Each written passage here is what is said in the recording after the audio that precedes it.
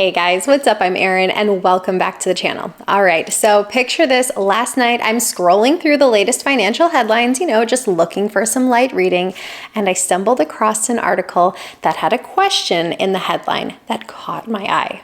A couple planning to claim Social Security at 66, but one spouse earns 4 times as much as their partner.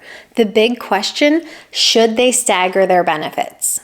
My heart starts racing. Immediately I'm thinking, yes, let's dive into this. But here's the thing. This article didn't do this question justice. It didn't even answer the question. They just gave some sort of vague responses.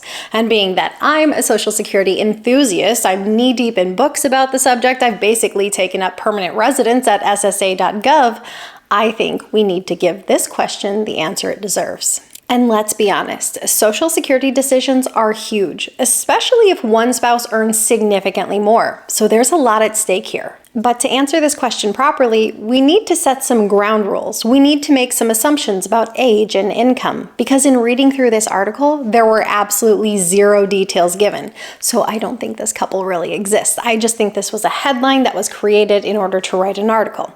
So let's fix that. Let's say we have a couple with Betty and Brian, and let's see how they can optimize their Social Security benefits. And spoiler alert, by the end of this, you're going to know exactly what you should consider when looking at this question, and by the end, you too might just find yourself a Social Security enthusiast. Since the article didn't provide details, I'm going to have to fill in the gaps here. We've already named our couple Betty and Brian. We're going to say that Betty earns $40,000 a year and Brian earns 4 times that, or $160,000 a year. I know the article mentioned 66 as the retirement age. I'm assuming that's full retirement age, but just to keep things simple and for ease of calculations and not having to deal with a random amount of months at full retirement age, we'll assume both are approaching full retirement age at 67. So what's the ideal strategy for them to claim Social Security? Let's look at a couple scenarios. Let's consider the basics. If Betty claims Social Security at 62, her benefit would be $1,185 per month, or 70% of her full retirement benefit. At 67, she'd get $1,778 per month, and if she waits until 70, she would get $2,204 per month. Meanwhile, if Brian claims at 62, he'd get $2,644 a month, $3,968 a month at 67 or full retirement age, or if he waits until the age of 70, he'd get $4,920 a month. Obviously, if both Betty and Brian waited until they were 70 to claim Social Security, they would maximize their total monthly benefit, and their household monthly benefit would be over $7,000. But maximizing your monthly benefit doesn't necessarily translate to maximizing your Social Security benefits over time. And it didn't really sound like this couple was interested in waiting until 70. So let's look at a couple different scenarios. One approach I really like is to have the lower income earning spouse claim Social Security early and have the higher income earning spouse delay claiming their Social Security, letting their benefit grow in the background, but still allowing the household to claim some Social Security benefit. Now, this certainly doesn't mean that the higher income earning spouse has to continue working longer. If both spouses want to retire at the same time, they can still do that. It's just that the higher income earning spouse wouldn't yet file for Social Security. They would just let their benefit continue growing in the background. And it may mean that during this time, the couple would have to rely more heavily on a bridge account or their own personal investments. If we were to use this type of situation, Betty would file for her Social Security benefits early at the age of 62, and Brian would wait until full retirement age or even all the way up to 70 if he wanted to. Now, there is an added benefit to this, so let's break it down.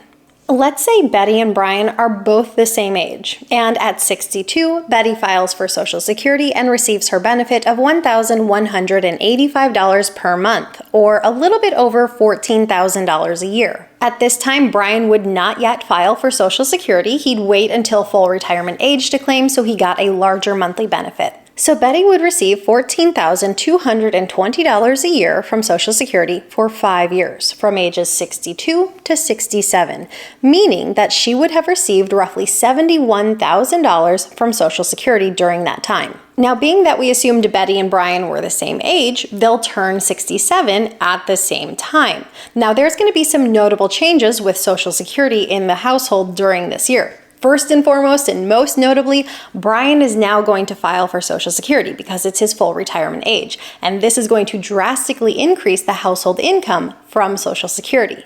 We also have to talk about spousal benefits. Because Brian and Betty are married, Betty is entitled to spousal benefits. And if spousal benefits are higher than her individual benefit, she would obviously want to take that. Now, specifically, I did not bring up this point about spousal benefits until we talk about Brian claiming his own personal Social Security benefit, because Betty is not eligible for spousal benefits until Brian claims his own personal benefit. So now that Brian is full retirement age and he is claiming his own Social Security, Betty now becomes eligible for spousal benefits. Now, I do have a full video that does a deep dive into spousal benefits for Social Security purposes if you're interested in exploring that further. But for the purposes of this video, we're going to say that Brian waited until his full retirement age to claim Social Security. Betty waited until her full retirement age to claim spousal benefits. So Betty is eligible for 50% of Brian's full retirement age benefit. So at the age of 67, Brian starts receiving his Social Security benefits of $3,968 per month, and Betty can receive spousal benefits. While spousal benefits can be up to as much as 50% of the primary earner's benefit at full retirement age, since Betty claimed early, she will receive a reduced amount. To calculate what her new benefits would be, we take Brian's monthly benefit at full retirement age, the $3,968, and multiply that by 50%. We get $1,984.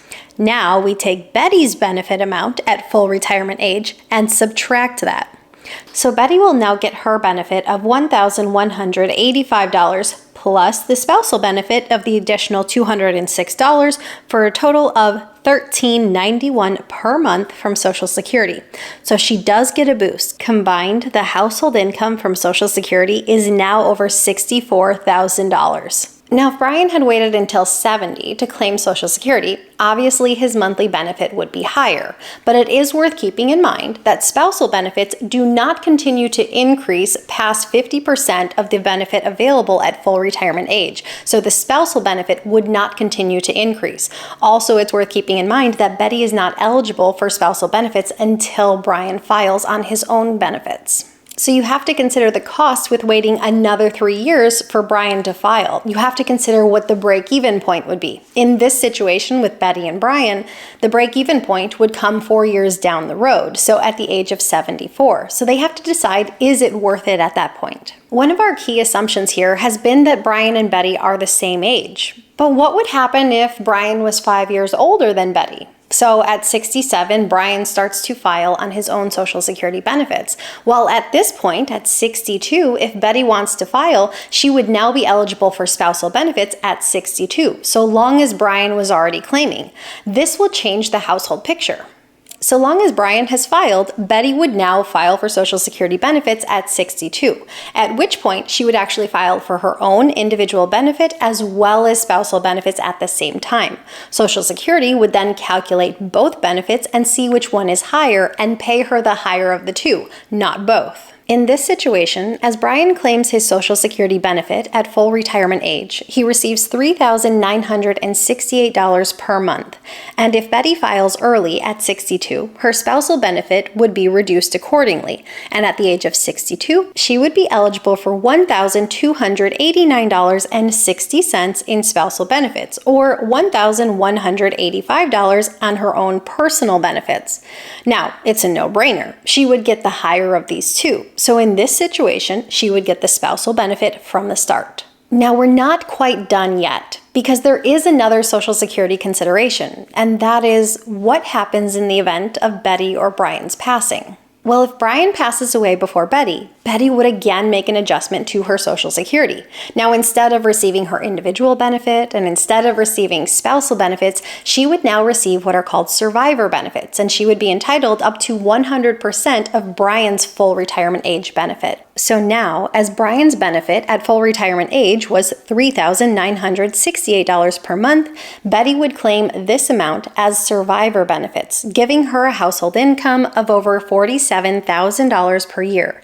Yes, the household does experience a significant drop in income when one partner is lost, but the goal of survivor benefits is to help the surviving spouse stay afloat financially. Now, what if the situation were reversed? What if Betty passed away first? If we look at survivor benefits, generally speaking, survivor benefits are 100% of the deceased spouse's full retirement age benefit. Betty's Social Security benefit at full retirement age of 67 would have been $1,778 per month. Brian's personal benefit is $3,968 per month. In this situation, it makes no sense to switch, so Social Security would continue paying Brian his full retirement benefit. So in the loss of Betty, the household income would still be the same as if Brian were lost, a little bit over $47,000 a year. I do have a full video dedicated to survivor benefits if that is a topic you're interested in exploring more fully, and I will link that above and down below. If this were my situation, I'd recommend that Betty file early at the age of 62, and that Brian waits until the age of 67 to file for Social Security, at which point Betty switches over to the spousal benefit because it's a higher payout. This allows them to capitalize on Social Security and maximize their benefits. And we also have the peace of mind knowing that survivor benefits are always there as a safety net.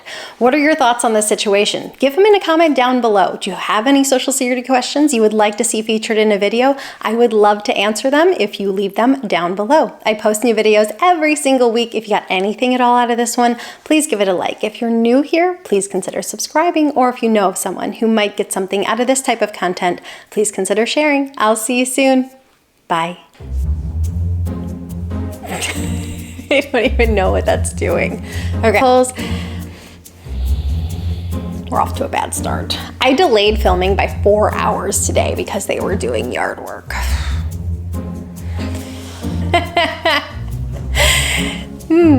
Good attitude starting now. And spoiler alert, I can't, spoiler alert. I would wait to I think I just hit the microphone. Oh, is that on camera? I can't tell. Okay, I hope it's not. Move it down just a smidge, just to be sure.